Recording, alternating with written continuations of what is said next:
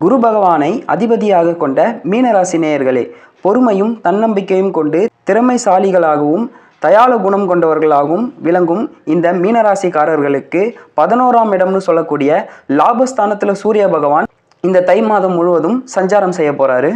இதனால பண வரவுகள் தாராளமாக இருந்து எல்லா வகையிலும் அனுகூலமான பலன்கள் ஏற்படும். எடுக்கும் முயற்சிகளில் அனைத்திலும் வெற்றி குவியும். பண வரவுகள் சிறப்பாக இருப்பதால் கொடுக்கல் வாங்கலில் கொடுத்த வாக்குறுதிகளை காப்பாற்றி நல்ல பெயர்களை எடுப்பீர்கள். பலருக்கு உதவி செய்யக்கூடிய வாய்ப்பு கிட்டும். அது மட்டுமின்றி உங்கள் ராசிக்கு 2இல் குரு பகவான் சஞ்சரிப்பதனால் நீங்கள் நினைத்ததெல்லாம் நடக்கும். பொருளாதார நெருக்கடிகள் குறையும்.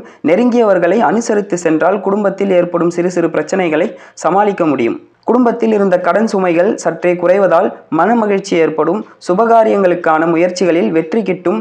பொன் பொருள் சேரும். கொடுக்கல் வாங்கலில் சரளமான நிலை இருக்கும்.